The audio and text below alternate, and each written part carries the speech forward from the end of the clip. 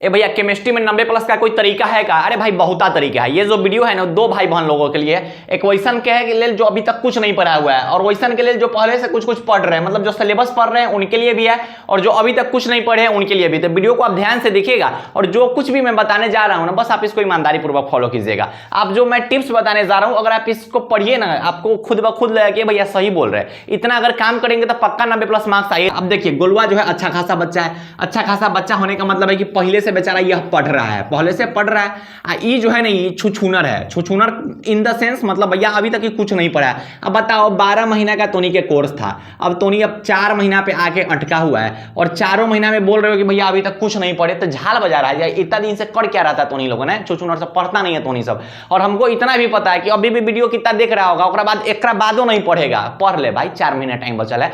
4 महीना ना बहुत सारे मेरे भाई के साथ पता है क्या कि भैया हमारा पहले से तबियत खराब था, भैया हम पहले से कुछ नहीं पढ़े, अब भी क्या हो रहा है? अभी कुछ करो ना।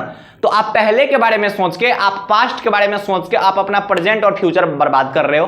पहले जो कुछ भी है उसको भूल जाइए भैया। अभी क्या कर सकते हो आप, अभी आपके पास कितना टाइम है और इतना टाइम में आप कैसे चीजों को मैनेज कर सकते हो, बस आपको इस पे काम करना है। तो आप ये सोचो कि अभी हम क्या कर सकते हैं। ये सोचकर मत टेंशन में जाओ कि भैया हमारी तबियत खराब रहो, हम तो हॉस्पिटल में भर्ती रह लियो, हमको कुछ नहीं होगा, अब हमारे बस हमको पास कर दीजिए। अरे ना भाई, 4 महीना में बहुत कुछ बिगाड़ सकते हो। खाली एक बार बोल दिए ना कि ये चीज जो है ना लाइन ना मतलब मन में बैठा लो कि मान लो तो हार है, ठान लो तो जीत है, लिख लो कहीं। तो पहले बात कर लेते हैं गोलुआ का। गोलुआ का एक बात करते हैं कि भैया पढ़ने लिखने वाला स्टूडेंट है। और गोलुआ नाम से जो होगा वो कमेंट में खाली गोलुआ कर देना। गोलुआ नाम से नहीं, मतलब गोलुआ के कैटेगरी से जो होगा, जो पहले से सिलेबस पढ़ रहा है वो लिख देना कि भैया प्रेजेंट, गोलू प्रेजेंट। ठीक है, तो हम देख लेंगे कि कौन कौन छुछुनर जो है जो पहले से पढ़ रहा था।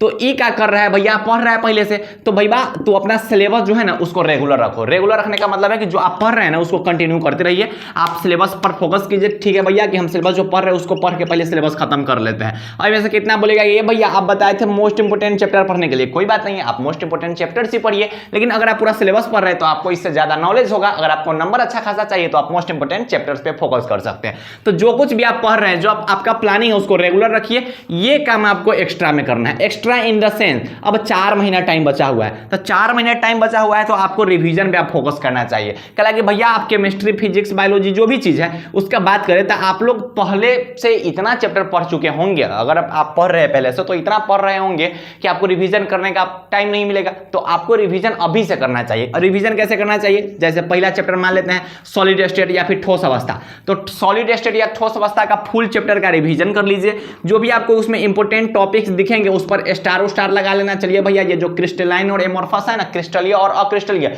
ये इंपोर्टेंट है तो इनमें हाईलाइट लगा देते हैं। भैया ये जो बिंदु 2 से इंपोर्टेंट है, पॉइंट डिफेक्ट, पे हाईलाइट लगा देते हैं। तो ये काम करना है। उसके बाद आपके पास गेस पेपर होगा। अगर गेस पेपर नहीं है तो किसी भी कंपनी का गेस पेपर लीजिए जिसमें आपको चैप्टर वाइज ऑब्जेक्टिव दिए गए होंगे। उसके बाद उस गेस पेपर से ऑब्जेक्टिव का प्रैक्टिस दीजिए, मतलब टेस्ट दीजिए। फिर आपके पास क्वेश्चन बैंक होना ही चाहिए। अब क्वेश्चन बैंक होना चाहिए वो भी चैप्टर वाइज होना चाहिए। और उस चैप्टर वाइज क्वेश्चन से क्या होना भैया, उससे भी आपको टेस्ट देना है। मतलब क्या करना है कि चैप्टर का फुल रिवीजन करना है। रिवीजन करते टाइम जो भी हाईलाइटेड है उसको हाईलाइट कर लेना है। जब रिवीजन फुल हो जाए तो आपके पास जो गेस पेपर होगा उस गेस पेपर से ऑब्जेक्टिव का भैया टेस्ट देना है। उसके बाद आपके पास क्वेश्चन बैंक होगा, क्वेश्चन बैंक में चैप्टर वाइज ऑब्जेक्टिव दिया गया होगा, उससे चैप्टर वाइज ऑब्जेक्टिव का टेस्ट दे देना है।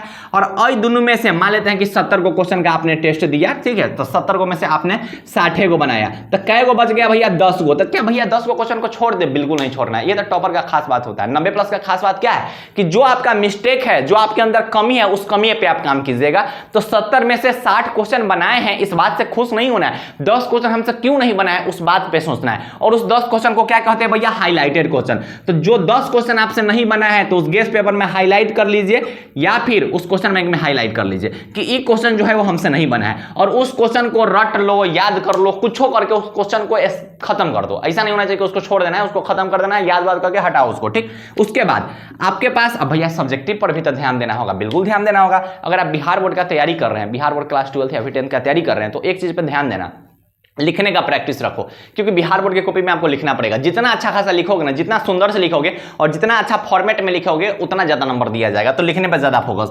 तो भैया अब क्या करना है कि आपके पास क्वेश्चन बैंक होगा। हाँ भैया क्वेश्चन बैंक होगा। उस क्वेश्चन बैंक में चैप्टर वाइज सब्जेक्टिव भी दिया गया होगा। तो 2 मार्क्स वाला जो क्वेश्चन है उसका आंसर आप खुद से लिखिए। 5 मार्क्स वाला क्वेश्चन है उसका आंसर आपको खुद से लिखना है। मतलब एक चैप्टर के साथ आपको इतना काम करना है। तो 90+ का सपना देख रहे हो तो करना पड़ेगा। कितना बोलेगा कि इतना होगा तब तो भाई हम पढ़ते रह जाएंगे। देखने में लग रहा है इतना, लेकिन बहुत बड़ा काम ये नहीं है, बहुत नॉर्मल काम है ये। चैप्टर का रिवीजन करेंगे, गेस पेपर क्वेश्चन बैंक से ऑब्जेक्टिव का प्रैक्टिस कर लेंगे, उसके बाद क्वेश्चन बैंक से सब्जेक्टिव देख लेंगे, कहां कोई काम है।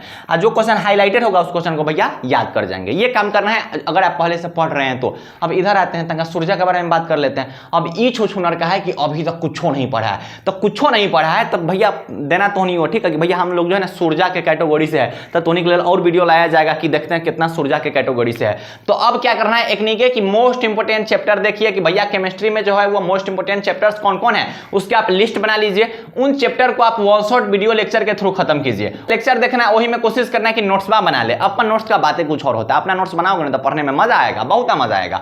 अब क्या करना है भैया कि भैया हम तो चलिए ठीक है, मान लीजिए हमको सॉलिड स्टेट पढ़ना है, सॉलिड स्टेट का वन शॉट वीडियो लेक्चर देख लीजिए, साथ ही साथ नोट्स बना लिए। अब सेम काम यहां भी आपको करना है, जो भी चैप्टर आपका खत्म हो रहा है उस चैप्टर का आप फुल रिवीजन कर लीजिए। जो भी जहां से आप पढ़िएगा ना वहां पे बताएंगे मास्टर के, देख लो कुंदन मारे इंपॉर्टेंट है, इसको हाईलाइट कर लो, ठीक, वहां से हाईलाइट कर लेना है, ठीक।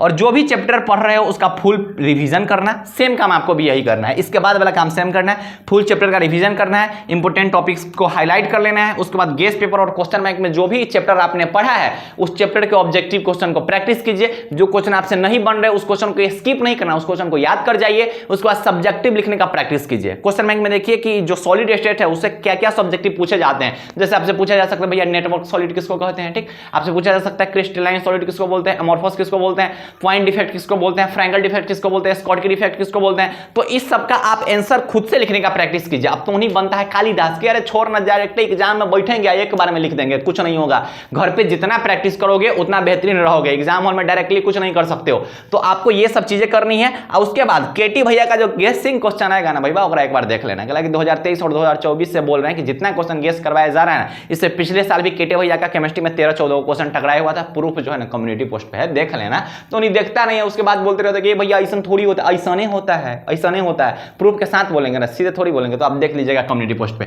तो जो भी मेरे भाई है उनका अगर टारगेट है भैया 90+ मार्क्स चाहिए, तो अगर आप अभी से भी अच्छा से, अगर फुल प्लानिंग के साथ एक सही डायरेक्शन में और अच्छा खासा मेहनत कीजिएगा, स्मार्ट वर्क कीजिएगा, तो आप अभी से भी 90+ ला सकते हैं, अभी से भी ला सकते हैं। क्योंकि इसी चैनल के गाइडेंस है ना, बहुत सारे भाई बहन जो है वो अंतिम 3 महीना में भी लाए हुए हैं, तो उनके पास तो वो 4 महीना है। तो अच्छे से पढ़ाई करते रहिए, केटी भैया हमेशा आपके साथ रहेंगे। और साथ ही साथ वीडियो को ज्यादा से ज्यादा शेयर कीजिएगा, कमेंट में कर देना भैया एक बार जय बिहार, और कमेंट में बताना कि कौन कैटेगरी से हो, इधर से हो या फिर इधर से हो, ठीक है। तो दोस्तों जितने भी दोस्त है ना सब पर शेयर कर दो। देखो बिहार बोर्ड का फर्स्ट कैडर केटी भैया, ठीक। तो उतना आप लोग कर दीजिएगा। और बाय बाय, टेक केयर, जय हिंद, लव यू ऑल।